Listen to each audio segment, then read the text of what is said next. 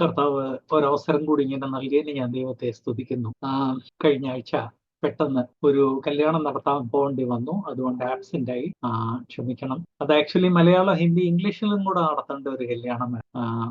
Substitute ആരുമില്ലായിരുന്നു എന്ന് ഓർപ്പിക്കട്ടെ. ദൈവം അനുഗ്രഹിച്ചു. ഗലാത്യ ലേഖനത്തിന്റെ 2-ാം അധ്യായത്തിന്റെ 4-ാം സെക്ഷനാണ് കഴിഞ്ഞ പ്രാവശ്യം നമ്മൾ കവർ ചെയ്തത്. ഗലാത്യർ 2-ന്റെ 4-ാമത്തെ സെക്ഷൻ എന്ന് പറഞ്ഞാൽ വാക്യം 11 തൊട്ട് 14 വരെ. അവിടെ ദൈവവചനം ഓർപ്പിക്കുന്നത് ക്രിസ്തു സഭയിൽ ഏറ്റവും സീനിയറായിട്ടുള്ള ആളുകൾക്ക് പോലും ചില സമയത്ത് തിരുത്തൽ ആവശ്യമാണ്.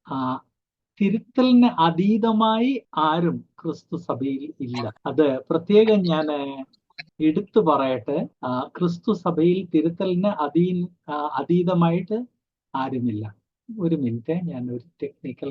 ചില സമയത്ത് ഈ ഉപദേശ വിഷയങ്ങൾ സംസാരിക്കുമ്പോൾ ആളുകൾ ചോദിക്കും, അയ്യോ ഇന്ന സഹോദരൻ അങ്ങനല്ലല്ലോ പഠിപ്പിച്ചത്. ക്രിസ്തു സഭയിൽ അപ്രമാദിത്വമുള്ള ഒരു വ്യക്തിയും ഇല്ല എന്നോർത്ത്. അതുകൊണ്ട് ക്രിസ്തു സഭയിൽ തെറ്റാവരം, തെറ്റിപ്പോകാതിരിക്കാനുള്ള വരമുള്ള ആരുമില്ല. അത് ദൈവവചനം തന്നെ കാര്യം വളരെ വ്യക്തമാക്കുന്നു. കർത്താവ് ഈ പുതുയുഗം, കൃപായുഗത്തിന്റെ താക്കോൽ ആർക്കാണ് കൊടുത്തത്? പത്രോസിന് പോലും തെറ്റുപറ്റി. പത്രോസിന് താക്കോൽ കൊടുത്തെന്ന് ഞാൻ പറയുമ്പോൾ നിങ്ങളിൽ ചിലർക്ക് ഒരു അലർജി ഉണ്ടായിരുന്നിരിക്കും. ഈ കത്തോലിക്കരെ എതിർത്ത്, പെന്തിക്കോസ്തുകാരെ എതിർത്ത്, ദുരുപദേശം പഠിപ്പിക്കുന്ന എല്ലാവരെയും എതിർത്ത് നമ്മുടെ ദൈവശാസ്ത്രം തന്നെ ഒരു എതിർപ്പിന്റെ ദൈവശാസ്ത്രമായി മാറിയിരിക്കുകയാണ്.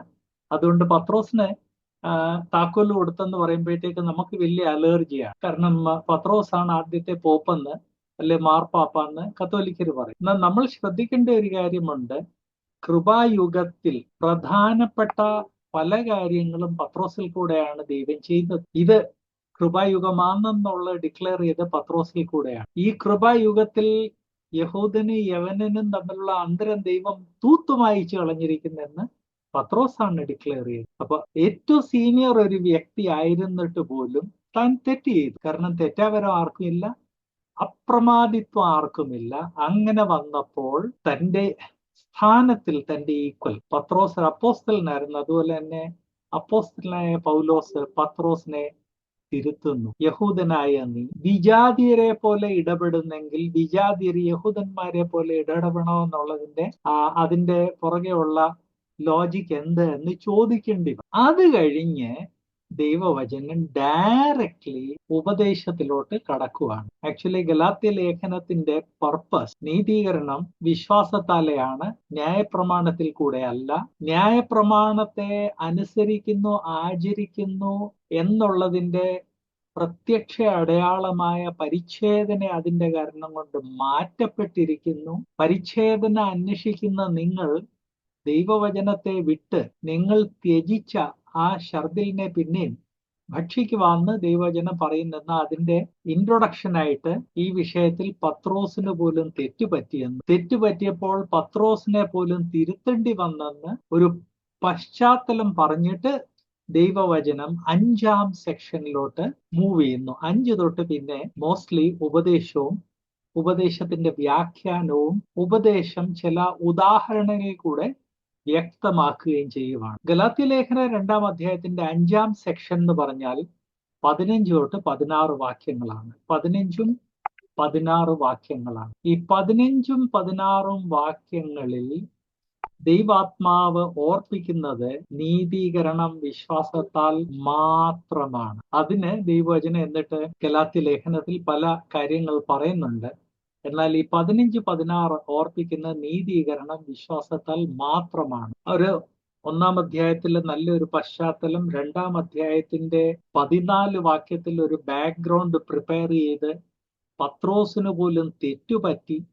അപ്പൊ പത്രോസ് പോലുള്ള ഈ കൃപായുഗത്തിന്റെ ഡോർ തുറന്നു തന്ന വ്യക്തിക്ക് പോലും തെറ്റുപറ്റിയെങ്കിൽ, ഹേ ഗലാത്യ വിശ്വാസികളെ, നിങ്ങൾക്കും തെറ്റുപറ്റാം, നിങ്ങൾക്ക് തെറ്റുപറ്റിയിട്ടുണ്ട് എന്ന് പറഞ്ഞിട്ട് നമ്മൾ ദൈവവചന ഉപദേശത്തിലോട്ട് നീങ്ങുവാണ്. 15-16 വാക്യങ്ങളിൽ നാം വായിക്കുന്നത്, നാം സ്വഭാവത്താൽ ജാതികളിൽ നിന്നുള്ള പാപികളല്ല, യഹൂദന്മാരത്രേ. എന്നാൽ യേശുക്രിസ്തുവിലുള്ള വിശ്വാസത്താലല്ലാതെ ന്യായപ്രമാണത്തിന്റെ പ്രവൃത്തികളാൽ മനുഷ്യൻ നീതീകരിക്കപ്പെടുന്നില്ല എന്ന് അറിഞ്ഞിരിക്ക കൊണ്ട് നാമും ന്യായപ്രമാണത്തിന്റെ പ്രവൃത്തികളാലല്ല ക്രിസ്തുവിലുള്ള വിശ്വാസത്താൽ തന്നെ നീതീകരിക്കപ്പെടേണ്ടതിന് ക്രിസ്തു യേശുവിൽ വിശ്വസിച്ചു. ന്യായപ്രമാണത്തിന്റെ പ്രവൃത്തികളാൽ ഒരു ജഡവും നീതീകരിക്കപ്പെടുകയില്ലയോ? ഇല്ലല്ലോ. ഈ യഹൂദന്മാരുടെ ഇടയ്ക്ക് ന്യായപ്രമാണത്തോട് അവർക്ക് വലിയ അറ്റാച്ച്മെന്റ്, കമ്മിറ്റ്മെന്റ് ഒക്കെ ഉണ്ടായിരുന്നെങ്കിലും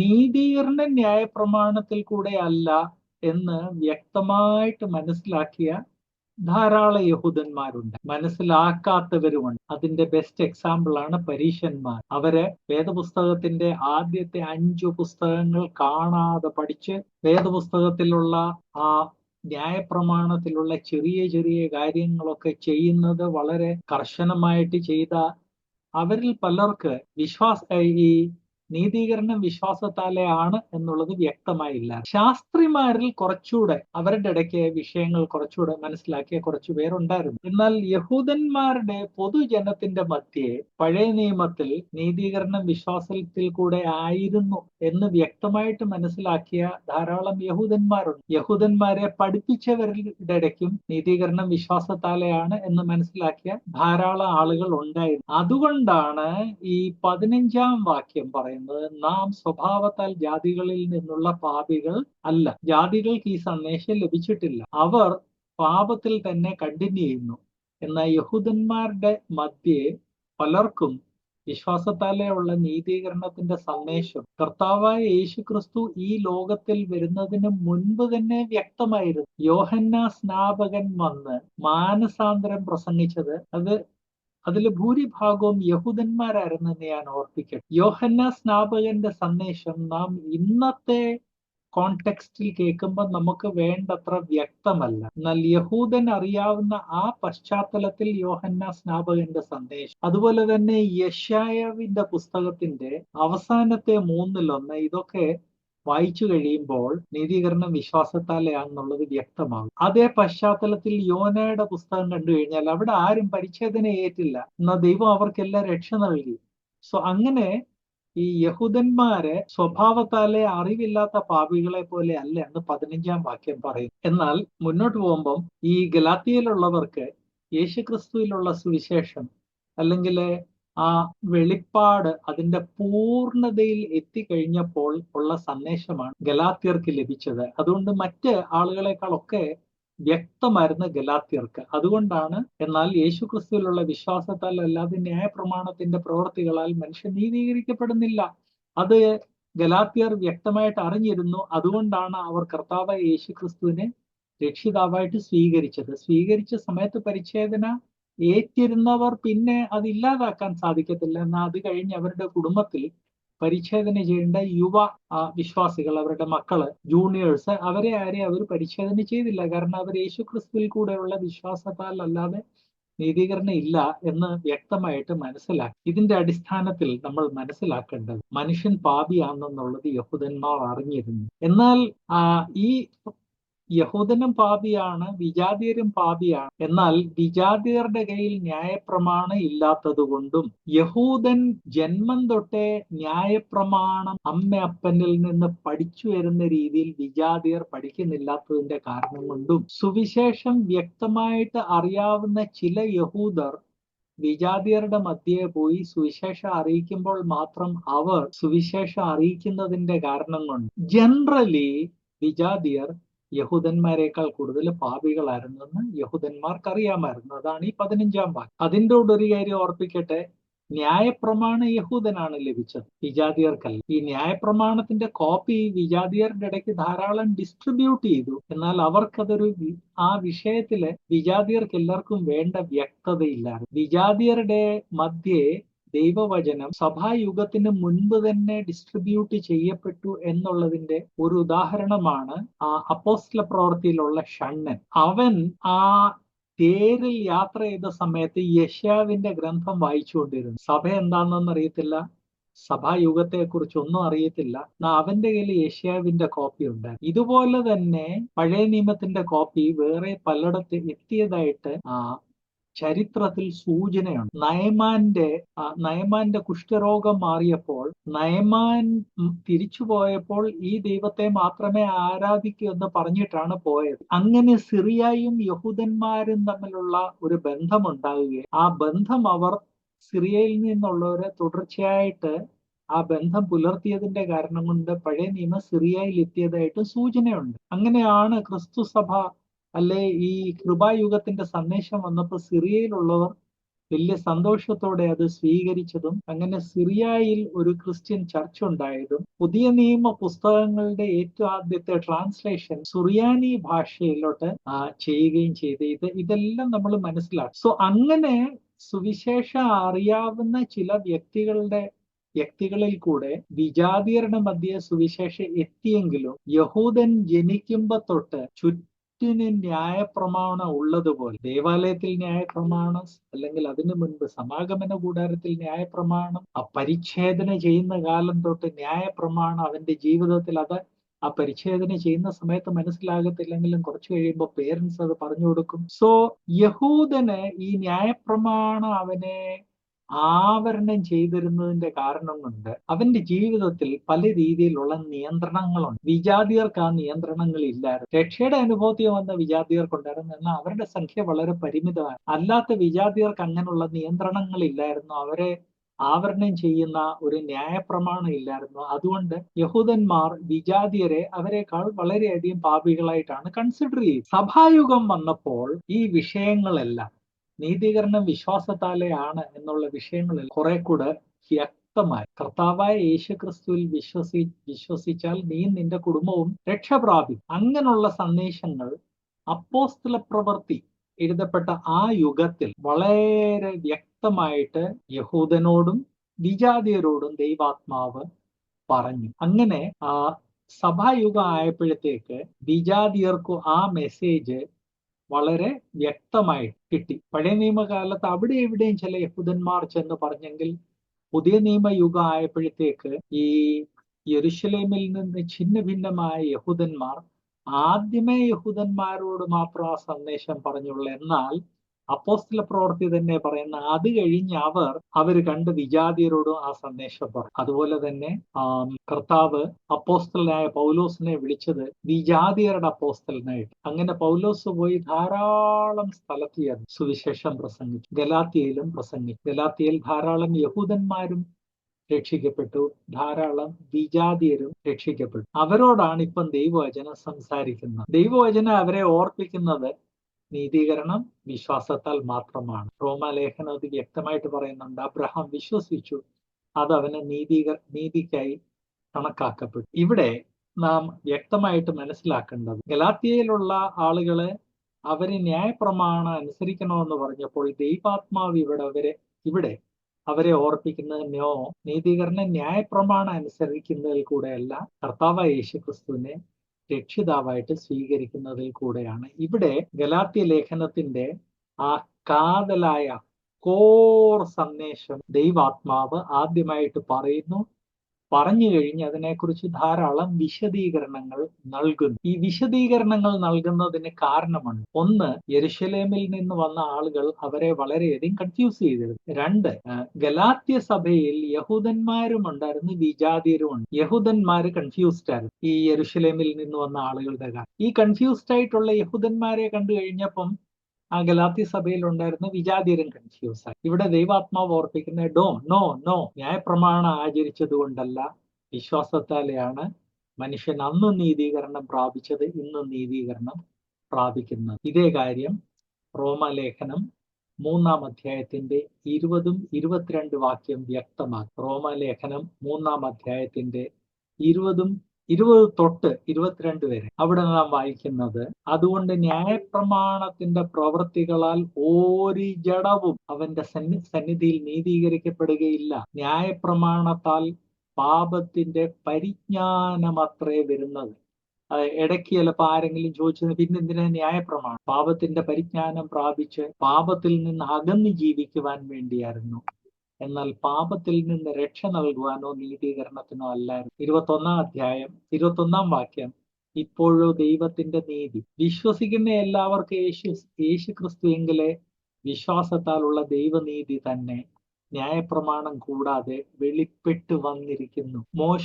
മോശയിൽ കൂടെ ദൈവാത്മാവ് 1500 BC, 1500 ഞാൻ അപ്രോക്സിമേറ്റാ പറയുന്നത്, 1450 ഓർത്തിരിക്കാൻ സൗകര്യം 1500. അപ്പം കർത്താവായ യേശുക്രിസ്തുവിനേക്കാൾ 1500 വർഷങ്ങൾക്ക് മുൻപ് ന്യായപ്രമാണം നൽകപ്പെട്ടു. ന്യായപ്രമാണം നൽകപ്പെട്ട കാലം തൊട്ട് യഹൂദന്മാർ വിശ്വാസത്തിൽ കൂടെ നീതീകരണം പ്രാപിച്ചെങ്കിലും അവരുടെ മധ്യേ പൊതുവെ ഒരു തെറ്റിദ്ധാരണ ഉണ്ടായിരുന്നു, ന്യായപ്രമാണം ആണ് അവർക്ക് നീതീകരണം നൽകുന്നത്.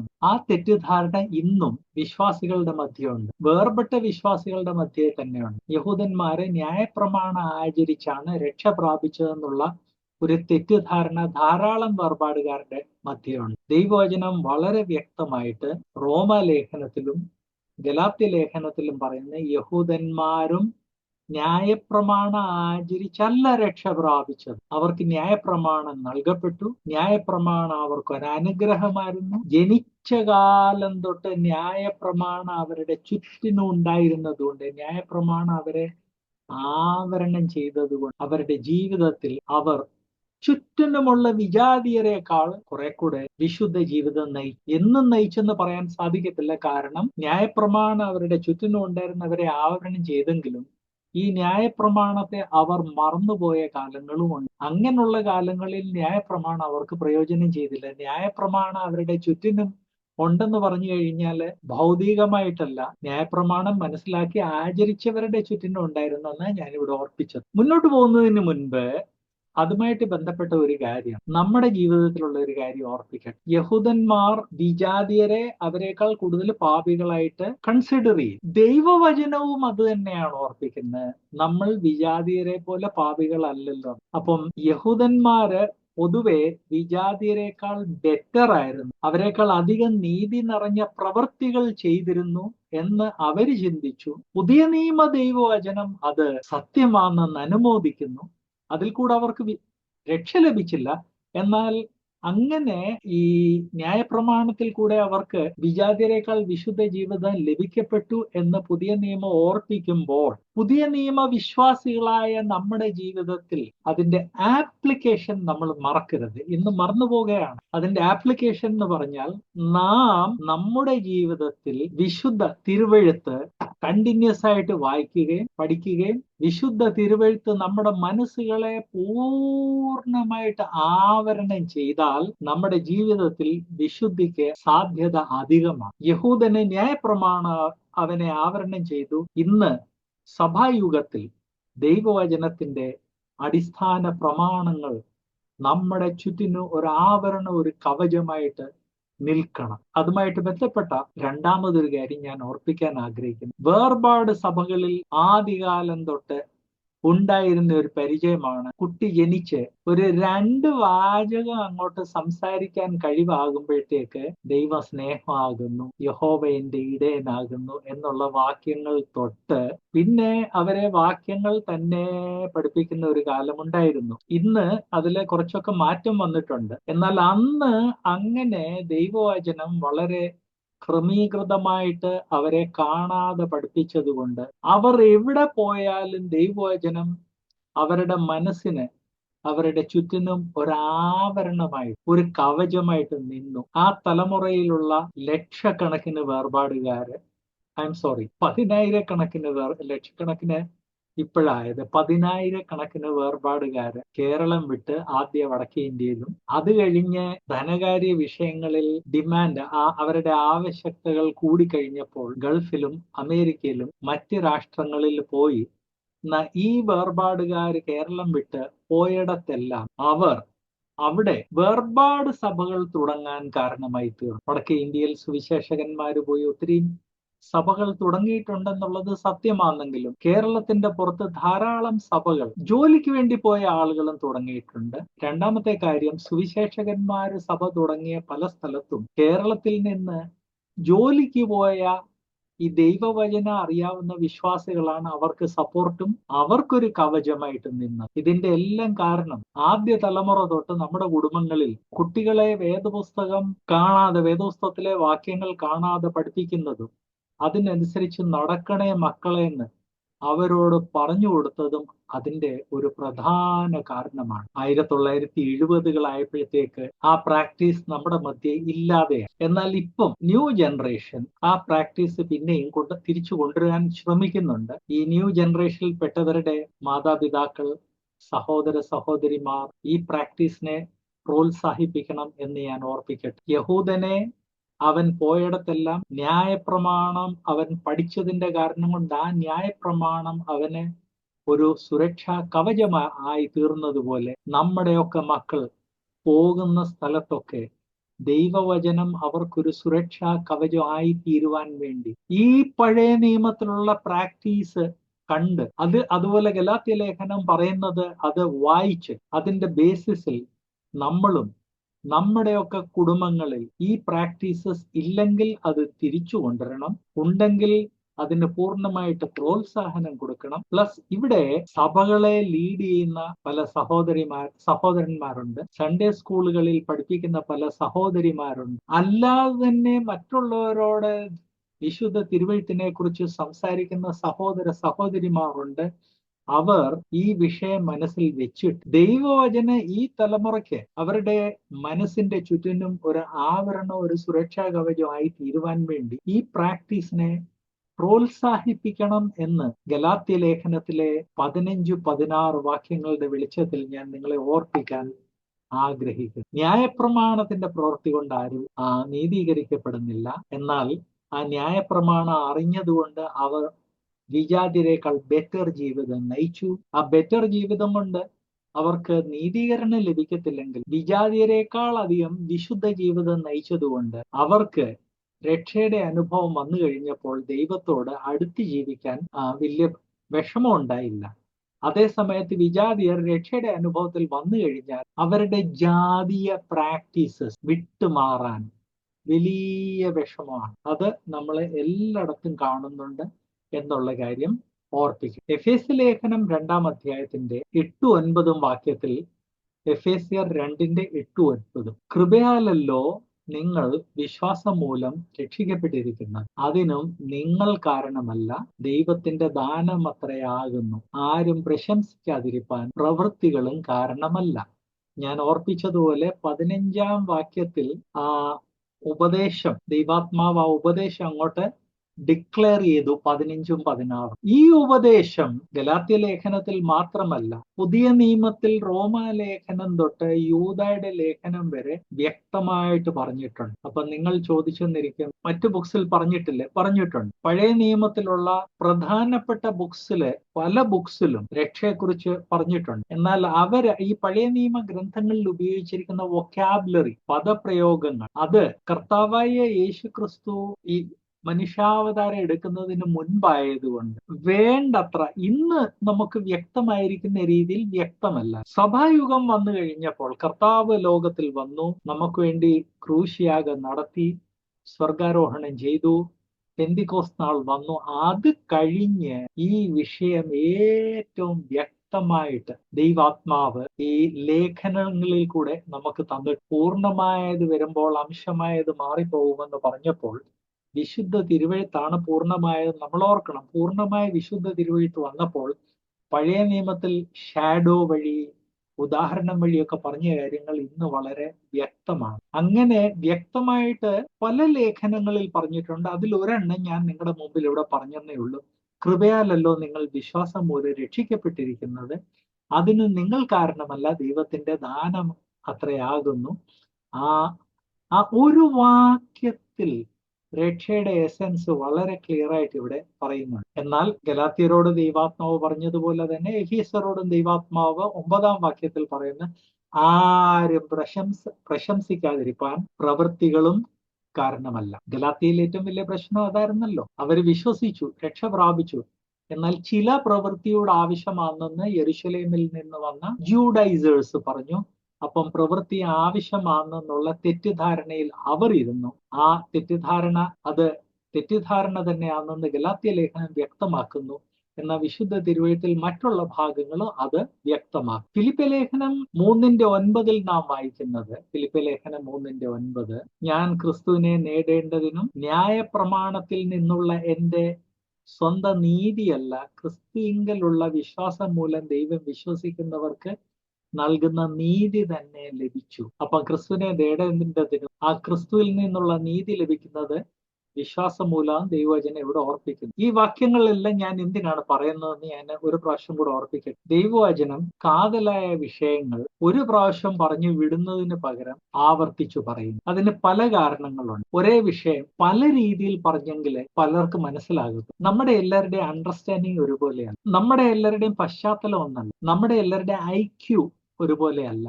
ഭാഷാ സ്വാധീനം ഒരുപോലെയല്ല. ഭാഷ മനസ്സിലാക്കുന്നത് ഒരുപോലെയല്ല. അതുകൊണ്ട് ദൈവവചനം ഒരേ ആശയത്തെ, കാതലായ വിഷയങ്ങളെ കുറിച്ച് ആ ആശയം പല രീതിയിൽ പലയിടത്ത് പറയുന്നുണ്ട്. ചിലത് ചിലർക്ക് പെട്ടെന്ന് മനസ്സിലാകും, മറ്റു ചിലർക്ക് പെട്ടെന്ന് മനസ്സിലാകും. അതിനാണ് ദൈവവചനം ഈ ഒരു വിഷയത്തെ റിപ്പീറ്റ് ചെയ്യുന്നതിന്റെ മറ്റൊരു കാരണം, കാതലായ വിഷയങ്ങൾ ഏതെങ്കിലും ഒരിടത്തെ പറഞ്ഞിട്ടുള്ളെങ്കിൽ ദുരുപദേഷ്ടാക്കന്മാർ ഉടനെ വന്ന് പറയാം, ആകെ ഒരു പ്രാവശ്യം പറഞ്ഞ ഒരു വാക്യത്തിന്റെ അടിസ്ഥാനത്തിൽ നിങ്ങൾ ഇത് കാതലായ ഉപദേശമാണെന്ന് പറയുന്നു. അപ്പൊ അവരെ എതിർത്ത് നിൽക്കുവാൻ വേണ്ടിയോടാണ് ദൈവവചനം കാതലായ ഉപദേശങ്ങൾ ഒന്നിലധികം സ്ഥലത്ത് ദൈവവചനത്തിൽ നമുക്ക് തന്നിരിക്കുന്നു. മറ്റൊരു കാരണം, അടിസ്ഥാന ഉപദേശങ്ങൾ ഒരു പ്രാവശ്യം പറഞ്ഞു വിടേണ്ട വിഷയമല്ല. അടിസ്ഥാന ഉപദേശങ്ങൾ നമ്മൾ ആവർത്തിച്ച് പറയേണ്ടതാണ്. ആവർത്തിച്ച് നമ്മളെ തന്നെയും നമ്മുടെ മക്കളെയും ഓർപ്പിക്കേണ്ടതാണ്. ദൈവവചന അക്കാര്യത്തിൽ നമുക്കൊരു മാതൃക തരുന്നു. ആ മാതൃക നമ്മൾ അനുഗമിക്കേണ്ടത് ആവശ്യമാണ്. അപ്പൊ നമ്മൾ ഇവിടെ വായിച്ചതും വ്യക്തമായിട്ട് പറയുന്നത് ക്രിസ്തുവിനെ നേടുന്നതും ക്രിസ്തുവിന്റെ നീതി നേടുന്നതും കർമ്മത്തിൽ കൂടെയല്ല, ന്യായപ്രമാണത്തിൽ കൂടെയല്ല, വിശ്വാസത്തിൽ കൂടെയാണ്. ന്യായപ്രമാണത്തിൽ കൂടെ എന്ന് പറഞ്ഞു കഴിഞ്ഞാൽ കർമ്മത്തിൽ കൂടെ എന്നുള്ള അർത്ഥമാണ്. കർമ്മത്തിൽ കൂടെ എന്ന് ഒരു യഹൂദനോട് പറഞ്ഞാൽ അത് ന്യായപ്രമാണത്തിൽ കൂടെയാണെന്ന് നമുക്ക് വ്യക്തമാകുന്നില്ല. റോമലേഖനം 4-ാം അധ്യായത്തിന്റെ 5-ാം വാക്യം, റോമർ 4:5, പ്രവർത്തിക്കാത്തവനെങ്കിലും അഭക്തനെ നീതീകരിക്കുന്നവനിൽ വിശ്വസിക്കുന്നവനോ അവന്റെ വിശ്വാസം നീതിയായി കണക്കിടുന്നു. ഒരു വ്യക്തി വിശ്വസിക്കുന്നെങ്കിൽ യാതൊരു പ്രവർത്തനവും യാതൊരു കർമ്മമില്ലാതെ അവന്റെ വിശ്വാസം അവന് നീതിക്കായി നീതിയായി കണക്കിടുന്നു. ദൈവവചനം ആവർത്തിച്ചു പറയുന്നത് കർമ്മമല്ല, ന്യായപ്രമാണമല്ല, പരിച്ഛേദനയല്ല, വിശ്വാസമാണ് നമ്മളെ നീതീകരണത്തിലേക്ക് നയിക്കുന്നത്. തീത്തോസ് 3:5 ഇതേ കാര്യം ഓർപ്പിക്കുന്നത്, അവൻ നമ്മെ നാം ചെയ്ത നീതി പ്രവർത്തികളാലല്ല തന്റെ കരുണപ്രകാരമത്രേ രക്ഷിച്ചത്. അഗെയിൻ നമുക്ക് രക്ഷ ലഭിക്കുന്നത്, നീതീകരണം ലഭിക്കുന്നത് നമ്മുടെ കർമ്മങ്ങളിൽ കൂടെയല്ല, ദൈവത്തിന്റെ കരുണപ്രകാരമാണ്. നമ്മൾ വിശ്വസിക്കുമ്പോൾ അതൊരു കർമ്മമല്ല, അത് ദൈവാശ്രയമാണ്. അതിൽ കൂടെയാണ് രക്ഷ ലഭിക്കുന്നത്. ദൈവവചനം ഓർപ്പിക്കും. അങ്ങനെ വിഷയം ഈ ഗലാത്യരോട് പറയാനിരുന്ന വിഷയം ആദ്യമേ ഒരു പശ്ചാത്തലവും അത് കഴിഞ്ഞ് ഉദാഹരണങ്ങളും പറഞ്ഞു കഴിഞ്ഞ് 15-ാം വാക്യത്തിൽ ഉദാഹരണം പറഞ്ഞത് പത്രോസിന്റെ, അത് കഴിഞ്ഞ് ഈ 15-ാം വാക്യത്തിൽ നീതീകരണം വിശ്വാസത്താലെ മാത്രമാണെന്നുള്ള ഉപദേശത്തിലേക്ക് കടന്നു. ഈ ഉപദേശം നമ്മൾ മുറുകെ പിടിച്ച് നമ്മുടെ മക്കളെ കൂടെ പഠിപ്പിക്കേണ്ടത് ആവശ്യമാണ്. ഇവിടെ മുന്നോട്ട് പോകുന്നതിന് മുൻപ് ഒരു കാര്യം ഞാൻ ഓർപ്പിക്കട്ടെ. വിശ്വാസത്താലെ നീതീകരണം ലഭിച്ച വിശ്വാസികളിൽ നിന്ന് നാം ഒരു വിശുദ്ധ ജീവിതം പ്രതീക്ഷിക്കുന്നു. യാക്കോബിന്റെ ലേഖനം വ്യക്തമായിട്ട് പറയുന്നത് ദൈവം നമുക്ക് തരുന്ന നീതീകരണം വിശ്വാസത്താലെ പ്രാപിക്കുന്നു. അങ്ങനെ നീതീകരണം വിശ്വാസത്താലെ പ്രാപിച്ചത് നമ്മൾ കർമ്മങ്ങളിൽ കൂടെ വെളിപ്പെടുത്തുന്നു. അതുകൊണ്ട് നമ്മുടെ കർമ്മങ്ങളിൽ കൂടെ വെളിപ്പെടണം എന്ന് യാക്കോബിന്റെ ലേഖനം പറയുന്നു. ദൈവവചനം തന്നെ അതെങ്ങനെ കർമ്മങ്ങളിൽ കൂടെ എങ്ങനെ വെളിപ്പെടും എന്നുള്ളത് ഗലാത്യ ലേഖനത്തിൽ തന്നെ വ്യക്തമാക്കുന്നുണ്ട്. യാക്കോബിൽ പറയുന്നത് കർമ്മങ്ങളിൽ കൂടെ വെളിപ്പെടണം എന്ന്. ഗലാത്യ ലേഖനം വ്യക്തമാക്കുന്നത് കർമ്മങ്ങളിൽ കൂടെ എങ്ങനെ വ്യക്തമാകും? ആത്മാവിന്റെ ഫലത്തിൽ കൂടെ. അപ്പോൾ ഒരു വിശ്വാസി കർത്താവായ യേശുക്രിസ്തുവിനെ രക്ഷിതാവായിട്ട് സ്വീകരിച്ച ഒരു വ്യക്തി പരിശുദ്ധാത്മാവിന്റെ നിറവിൽ ജീവിക്കുമ്പോൾ തന്റെ ജീവിതത്തിൽ പരിശുദ്ധാത്മാവിന്റെ ഫലം അത് അത് പുറപ്പെടുവിക്കുമ്പോൾ തന്റെ കർമ്മത്തിൽ കൂടെ മറ്റുള്ളവരുടെ മുൻപിൽ താൻ നീതീകരിക്കപ്പെടും. അങ്ങനൊരു സംഭവം ക്രിസ്തീയ ജീവിതത്തിൽ നടക്കാറുണ്ടോ? ഉണ്ട്. എനിക്ക് വ്യക്തിപരമായി ഡസൻ കണക്കിന് വിശ്വാസികളെ അറിയാം. അവരെക്കുറിച്ച് അവരുടെ ചുറ്റിനുമുണ്ടായിരുന്ന ആളുകൾ ആ വ്യക്തി നീതിമാനായിരുന്നു എന്ന് പറയാറുണ്ട്. ഓഫ് കോഴ്സ് ഈ നീതിമാന്റെ ലേബൽ ലഭിച്ചത് ചിലര് അവരുടെ നീതി എന്ന് പറഞ്ഞാൽ അത് കപടമായിരുന്നു. അങ്ങനെയുള്ള ഒരു 10% അല്ലെ 20% മാറ്റിയാൽ തന്നെ 80% ആളുകൾ ശരിയായ നീതി നിറഞ്ഞ ജീവിതം നയിച്ചു, ആത്മാവിന്റെ ഫലം പുറപ്പെടുവിച്ചു. അതിന്റെ കാരണം കൊണ്ട് യാക്കോബിന്റെ ലേഖനത്തിൽ പറഞ്ഞതുപോലെ അവരുടെ കർമ്മങ്ങളും കൊണ്ട് നീതി വ്യക്തമായി. അത് അവിശ്വാസികൾ പോലും ഹി വാസ് റൈച്ചസ്, അവനൊരു നീതിമാനായിരുന്നു എന്ന് പറയാൻ കാരണമായി തീർന്നു. വിശ്വാസികളായ നാം മുന്നോട്ട് പോകുന്നതിന് മുൻപ് സമൂഹത്തിൽ നമ്മുടെ ജീവിതം, നമ്മുടെ സാക്ഷ്യം എന്ത് എന്ന് ഒരു നിമിഷം ഒന്ന് പരിശോധിക്കുന്നത് നല്ലതായിരിക്കും. നാം എവിടെ ജീവിക്കുന്നു, ആ സമൂഹത്തിൽ രക്ഷയുടെ സന്ദേശം നമ്മൾ അവർക്ക് കൊടുക്കുന്ന വരമൊഴിയിൽ, നമ്മൾ അവരോട് സംസാരിക്കുന്ന വാമൊഴിയായി, എന്നാൽ നമ്മുടെ ജീവിതത്തിൽ കൂടെയും വെളിപ്പെടണം. അത് വെളിപ്പെടണമെങ്കിൽ നമ്മുടെ ജീവിതത്തിൽ ആത്മാവിന്റെ ഫലം ഉണ്ടായിരിക്കും. ആത്മാവിന്റെ ഫലം ഉണ്ടായിരിക്കണമെങ്കിൽ 1 യോഹന്നാൻ 1:9 പറയുന്നതിനനുസരിച്ച് നാം നമ്മുടെ പാപങ്ങളെ കുറിച്ച് ബോധവാന്മാരായി ആ പാപങ്ങളെ ഏറ്റുപറയണം. ആക്ച്വലി 1 യോഹന്നാൻ 1-ാം-അധ്യായത്തിന്റെ 8, 9, 10 നമ്മൾ എല്ലാവരും കാണാതെ പഠിക്കുകയും നമ്മുടെ കുട്ടികളെ കാണാതെ പഠിപ്പിക്കുകയും ചെയ്യണം. അത് നമ്മുടെ മനസ്സിന് ഒരു കവചമായിട്ടിരിക്കണം. നമ്മിൽ പാപമില്ലെന്ന് പറഞ്ഞാൽ അത് തെറ്റാ, പാപ സ്വഭാവം ഇല്ലെന്ന് പറഞ്ഞാൽ തെറ്റാണെന്ന് ദൈവവചനം അവിടെ പറയുന്നു. നാം പാപം ചെയ്തിട്ടില്ലെന്ന് പറഞ്ഞാൽ നാം നമ്മെ തന്നെ വഞ്ചിക്കുവാൻ ദൈവവചനം അവിടെ പറയുന്നു. അപ്പൊ ഈ കവചത്തിന്റെ വെളിച്ചത്തിൽ അനുദിന ജീവിതത്തിൽ ഓരോ നിമിഷവും നമ്മിൽ ഓരോരുത്തരും അവരവരുടെ ജീവിതത്തെ പരിശോധിച്ച് ജീവിതത്തിൽ വന്ന പാപങ്ങള്, തെറ്റുകളെ, കുറ്റങ്ങളെ, ന്യൂനതകൾ അത് പരിശോധിച്ച് പരിശുദ്ധാത്മാവിനോട്, ദൈവത്തോട് ക്ഷമ യാചിച്ച് പാപക്ഷമ പ്രാപിക്കണം. ഞാൻ പറഞ്ഞത് കർമ്മങ്ങളിൽ കൂടെ വെളിപ്പെടണമെങ്കിൽ പരിശുദ്ധാത്മാവിന്റെ ഫലം ഉണ്ടാകും. പരിശുദ്ധാത്മാവിന്റെ ഫലം നമ്മുടെ ജീവിതത്തിൽ ഉണ്ടാകണമെങ്കിൽ നാം ചെയ്യുന്ന പാപങ്ങൾ അല്ലെ ചെയ്തു പോയ പാപങ്ങൾ മനസ്സിലാക്കി കർത്താവിനോട് ക്ഷമ ചോദിക്കും. നാം ചെയ്യുന്നത് പാപമാണ് എന്ന് മനസ്സിലാകണമെങ്കിൽ വിശുദ്ധ തിരുവെഴുത്ത് നമ്മുടെ ഹൃദയങ്ങളിൽ വസിക്കണം. അല്ലാതെ ഒരു പാപം ചെയ്തു കഴിഞ്ഞാൽ അത് പാപമാണെന്ന് നമുക്ക് തോന്നത്തില്ല. അപ്പം പാപമാണെന്ന് തോന്നണമെങ്കിൽ വിശുദ്ധ തിരുവെഴുത്ത് നമ്മുടെ മനസ്സിൽ വസിക്കണം.